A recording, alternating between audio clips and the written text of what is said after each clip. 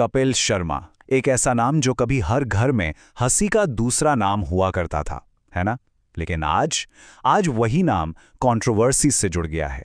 तो चलिए आज कपिल शर्मा की इसी उलझी हुई कहानी को समझने की कोशिश करते हैं। आखिर कैसे इंडिया का सबसे प्यारा कॉमेडियन सबसे विवादित सेलिब्रिटीज में से एक बन। तो सवाल यही है कि ये सब हुआ कैसे, शोहरत की ऊंचाइयों से लेकर पब्लिक में हुए झगड़ों की गहराइयों तक। आज हम उन सारे मोमेंट्स पर नजर डालेंगे जिन्होंने कपिल शर्मा के करियर और कह सकते हैं उनकी पूरी पर्सनैलिटी को हमेशा के लिए बदल कर रख दिया। नस्लवादी, क्रिंज, स्क्रिप्टेड, आज कपिल शर्मा के लिए ये शब्द भी इस्तेमाल होते हैं। लेकिन इस इमेज के पीछे एक इंसान है जिसकी शुरुआत बहुत ही साधारण थी। तो फिर ये सब शुरू कहां से हुआ? कहानी की शुरुआत कहां से होती है? चलिए कहानी की शुरुआत में चलते हैं।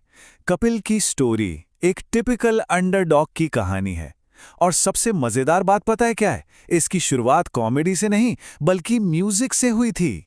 देखिए, पिता के जाने के बाद परिवार की जिम्मेदारी कपिल पर आ गई। बहुत स्ट्रगल किया, इंडियन आइडल में गए, रिजेक्ट हो गए। एक लोकल कॉमेडी शो ने भी मना कर दिया, मतलब हर तरफ से नाकामी। लेकिन फिर the great Indian laughter challenge का एक ऑडिशन, बस उसी एक ऑडिशन ने सब कुछ बदल दिया।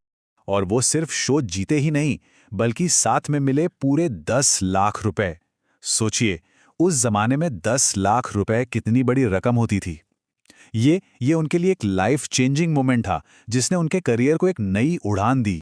और बस उसी एक जीत ने उस दौर की शुरुआत की जब इंडियन टेलीविजन पर सिर्फ एक ही नाम का राज था, कपिल शर्मा। कॉमेडी सर्कस में तो वो छा ही गए थे। उसके बाद उन्होंने अपनी खुद की कंपनी K9 प्रोडक्शंस शुरू की और कलर्स टीवी के साथ मिलकर बनाया कॉमेडी नाइट्स विद कपिल। और ये शो, अरे क्या जबरदस्त हिट हुआ था। गुत्थी, पलक, ये सब नाम घर घर में फेमस हो गए। और सिर्फ टीवी ही नहीं, अपनी पहली ही फिल्म किस किस को प्यार करूं से उन्होंने बॉलीवुड में भी एंट्री मार ली। सब कुछ परफेक्ट चल रहा था। पर कहते हैं ना, जब आप बहुत तेजी से ऊपर जाते हैं तो चीजें उतनी ही तेजी से नीचे भी आ सकती हैं। कपिल के इस चमकते साम्राज्य में अब दरारें पड़नी शुरू हो चुकी थीं। शोहरत के साथ साथ प्रेशर भी बढ़ा। कपिल को अपनी फिल्म और पर्सनल लाइफ के लिए भी वक्त चाहिए था, तो उन्होंने कलर्स टीवी से अपनी फीस बढ़ाने और हफ्ते में सिर्फ एक एपिसोड करने की डिमांड रखी। पर चैनल ने साफ मना कर दिया।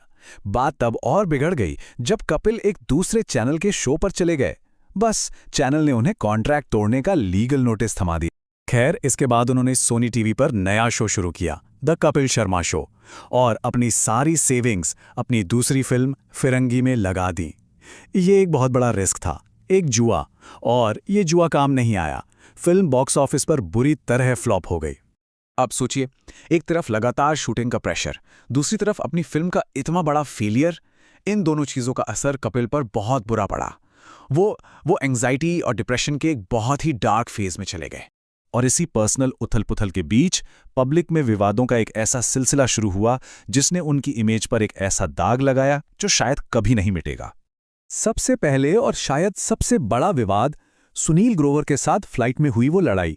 रिपोर्ट्स तो यही कहती हैं कि कपिल ने सुनील और टीम के बाकी लोगों के साथ बहुत बुरा बर्ताव किया था। पहले तो कपिल ने इसे एक छोटी-मोटी बात कहकर टालने की कोशिश की, लेकिन सुनील ग्रोवर ने एक पब्लिक पोस्ट में अपना दर्द बयां किया।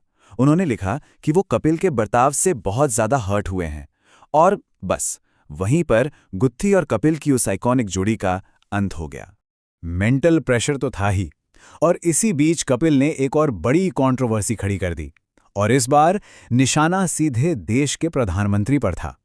उन्होंने ट्वीट किया, मैं पिछले 5 साल से 15 करोड़ इनकम टैक्स दे रहा हूं और फिर भी मुझे 5 लाख की रिश्वत देनी पड़ रही है। और इसमें उन्होंने सीधे प्रधानमंत्री को टैग कर दिया। बस इस एक ट्वीट ने जैसे राजनीतिक भूचाल ला दिया और उन्हें बहुत ज्यादा क्रिटिसिज्म झेलना पड़ा।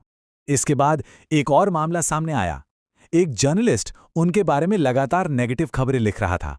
लगता है कपिल का सब्र का बांध टूट गया।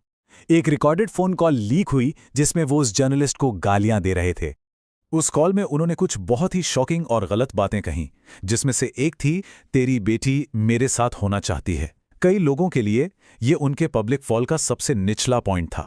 खैर, इन सब के बाद कपिल ने कमबैक करने की कोशिश तो की, लेकिन ऐसा लगता है जैसे विवादों ने उनका पीछा ही नहीं छोड़ा। कमबैक के बाद भी उन पर कई नए आरोप लगे, जैसे डायरेक्टर एटली की लुक पर रेसिस्ट कमेंट करने का आरोप। एक पुराने गेस्ट ने तो 9 साल बाद ये दावा कर दिया कि शो पूरी तरह से स्क्रिप्टेड है। और बॉडी शेमिंग और असंवेदनशील मजाक को लेकर तो उनकी आलोचना चलती ही रहती है। हालांकि इस प्रोफेशनल उथल-पुथल के बीच उनकी पर्सनल लाइफ में एक अच्छी चीज हुई। उन्होंने अपनी लॉन्ग टाइम गर्लफ्रेंड गिन्नी से शादी कर ली और माना जाता है कि इस मुश्किल दौर में उनकी शादी ने उन्हें काफी संभाला। तो इन सब के बाद हम कहाँ पहुंचते हैं?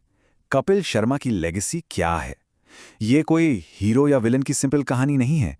ये उससे कई ज्यादा कॉम्प्लिकेटेड है। आखिर में ये कहानी एक जबरदस्त कमबैक की भी है। उनकी गलतियों को एक तरफ रखें तो उनके स्ट्रगल और फिर से उठकर खड़े होने की जो उनकी जिद है, उसे तो मानना ही पड़ेगा। तो कपिल शर्मा की कहानी, क्या ये इस बात की मिसाल है कि फेम का प्रेशर किसी आर्टिस्ट को कैसे तोड़ सकता है? या फिर ये गलतियों से सीखकर, गिरकर फिर से उठ खड़े होने की कहानी है? शायद ये दोनों ही हैं। और शायद इसीलिए ये कहानी इतनी उलझी हुई और दिलचस्प